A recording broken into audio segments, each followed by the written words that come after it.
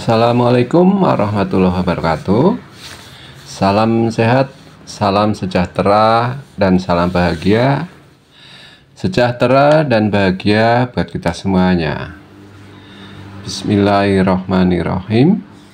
Alhamdulillahirrabbilalamin. Asyhadu an la ilaha illallah. Asyhadu anna Muhammad Rasulullah. Allahumma sholli wa sallim ala Sayyidina Muhammad wa ala ali Sayyidina Muhammad.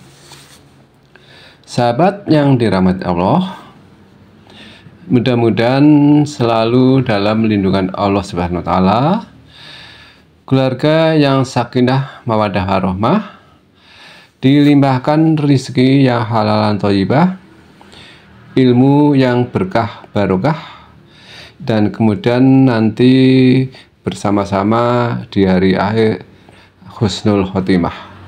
Amin, amin, ya Allah, ya Rabbal Alamin. Sahabat yang dirahmati Allah, ada iman yang jumlahnya 6. Salah satunya adalah iman kepada Rasul. Apa sih iman kepada Rasul? Artinya yaitu meyakini dengan sepenuh hati bahwa Allah Subhanahu wa taala telah mengutus beberapa pilihan sebagai Rasul untuk menyampaikan wahyunya kepada umat manusia. Rasul-rasul ini memiliki tugas untuk membimbing manusia ke jalan yang benar dan memberikan petunjuk agar manusia dapat hidup bahagia di dunia dan di akhirat. Mengapa penting beriman kepada Rasul? Landasannya adalah iman. Iman kepada Rasul merupakan salah satu rukun iman yang sangat penting dalam agama Islam. Juga sebagai pedoman hidup, artinya bahwa ajaran yang dibawa oleh para Rasul menjadi pedoman hidup bagi umat manusia. Kemudian juga sebagai kebahagiaan dunia akhirat. Mengapa demikian?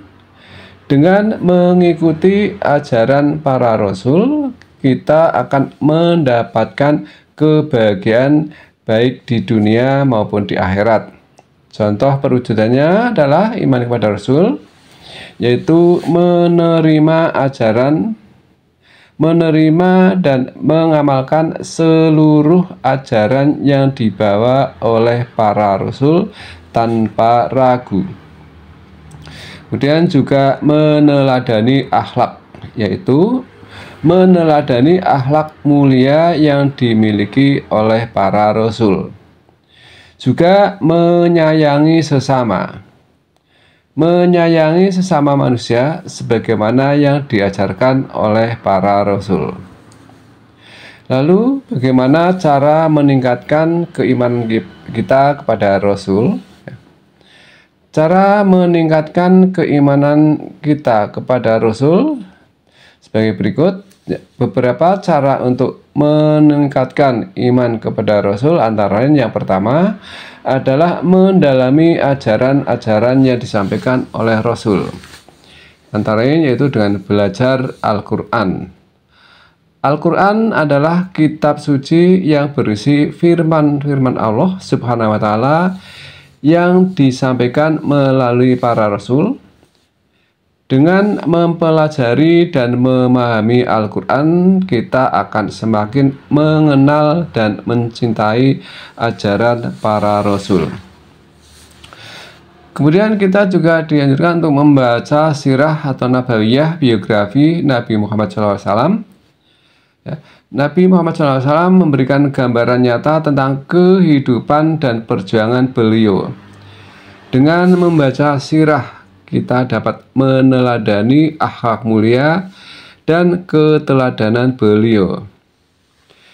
Dengan cara mengikuti pengajian.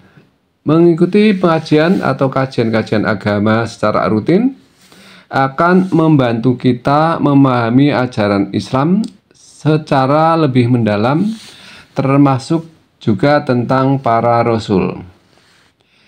Kedua, mengamalkan ajaran Rasul, yaitu dengan cara antara lain pertama adalah sholat. Sholat adalah ibadah yang wajib, yang menghubungkan kita dengan Allah Subhanahu wa Ta'ala. Dengan melaksanakan sholat dengan khusyuk, kita semakin dekat dengan Allah dan para Rasul. Kemudian berpuasa. Berpuasa mengajarkan kita tentang kesabaran, pengendalian diri, empati terhadap sesama, dan juga termasuk zakat. Zakat membersihkan harta dan menumbuhkan rasa kasih sayang kepada sesama. Kemudian haji.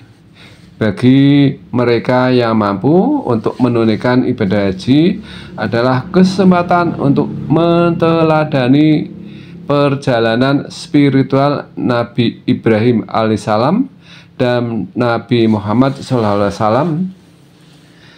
Yang ketiga yaitu meneladani akhlak Rasul.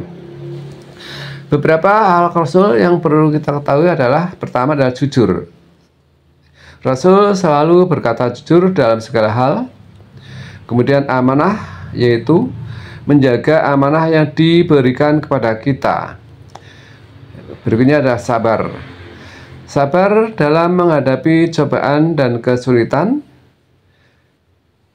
Berikutnya adalah maaf. Kita hendaknya selalu memberikan maaf kepada kesalahan-kesalahan orang lain. Dan hendaknya kita harus rendah diri, tidak sombong, dan selalu merasa diri kecil di hadapan Allah Subhanahu wa Ta'ala. Berikutnya yang keempat adalah berdoa. Berdoa adalah memohon petunjuk. Mintalah petunjuk kepada Allah Subhanahu wa Ta'ala agar diberikan hidayah untuk selalu beriman kepada para Rasul. Berdoa memohon perlindungan, yaitu mintalah perlindungan hanya kepada Allah Subhanahu wa Ta'ala dari godaan-godaan setan yang terkutuk yang melemahkan iman kita. Kemudian yang kelima, bergaul dengan orang-orang yang soleh. Berteman dengan orang yang baik, bergaul dengan orang-orang yang soleh akan memberikan pengaruh positif dalam meningkatkan keimanan kita. Selanjutnya kita harus mengikuti komunitas muslim. Mengikuti komunitas muslim yaitu bergabung dengan komunitas muslim akan memberikan kesempatan untuk belajar dan beribadah bersama-sama dan menjauhi perkara-perkara yang haram. Menjauhi perkara-perkara yang haram yaitu menghindari maksiat, menjauhi segala bentuk maksiat akan menjaga kebersihan hati dan memperkuat iman. Menghindari pergaulan bebas, yaitu kita harus berhati-hati dalam memilih teman dan pergaulan. Berikutnya adalah bersyukur, yaitu mensyukuri nikmat Allah. Dengan bersyukur, kita akan semakin menyadari kebesaran Allah Subhanahu wa Ta'ala dan semakin mencintainya. Ingatlah, meningkatkan iman adalah proses yang harus terus-menerus dilaksanakan dan jangan pernah lelah untuk berusaha menjadi pribadi yang lebih baik. Selanjutnya, bagaimana kita harus mensyukuri nikmat Allah Subhanahu wa Ta'ala? Mensyukuri nikmat Allah adalah bentuk pengakuan dan penghargaan kita atas segala karunia yang telah diberikannya. Dengan bersyukur, hati kita akan merasa tenang. Hubungan kita dengan Allah Subhanahu wa Ta'ala semakin erat dan hidup kita akan terasa lebih berarti. Beberapa contoh yang dapat kita lakukan untuk mensyukuri nikmat Allah antara lain yaitu bersyukur dengan hati. Maksudnya adalah menyadari nikmat, sadarlah bahwa segala nikmat yang kita miliki, baik itu kesehatan, rezeki, keluarga, dan lain sebagainya, adalah anugerah yang diberikan oleh Allah Subhanahu wa Ta'ala kepada kita.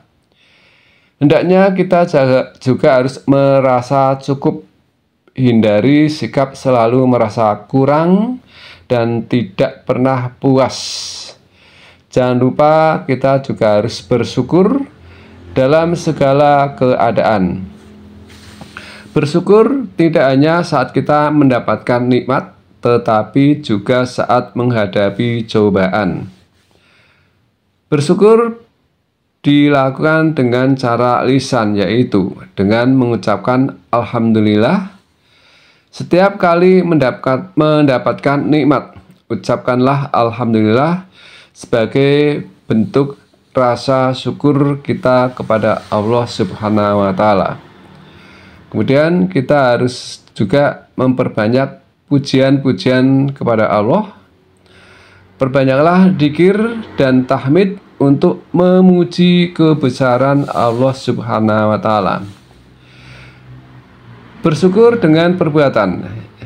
Bersyukur dengan perbuatan yaitu dengan cara mentaati perintah-perintah Allah.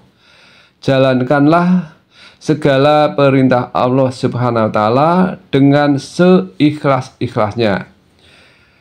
Menjauhi larangan Allah, hindarilah segala larangan Allah Subhanahu wa Ta'ala, dan bersedekahlah, berbagi rezeki dengan orang yang membutuhkan, berbuat baik, lakukan kebaikan kepada sesama, manfaatkan nikmat, gunakan nikmat yang diberikan Allah Subhanahu wa Ta'ala untuk kebaikan. Berikutnya yang keempat adalah bersyukur dengan kesabaran. Sabar dalam menghadapi cobaan. Cobaan adalah ujian dari Allah Subhanahu wa Ta'ala untuk menguji keimanan kita. Kita juga harus ikhlas dalam menerima takdir. Terima dengan ikhlas segala takdir yang telah ditetapkan oleh Allah Subhanahu wa Ta'ala.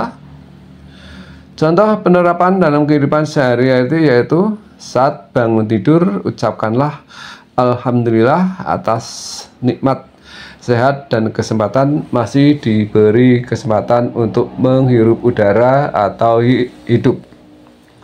Saat makan, ucapkanlah basmalah sebelum makan dan Alhamdulillah setelah selesai.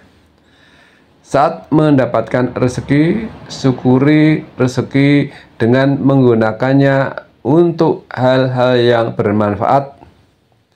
Kemudian saat mengalami musibah, bersabarlah saat mengalami musibah. Sabar dan tawakal kepada Allah Subhanahu wa Ta'ala.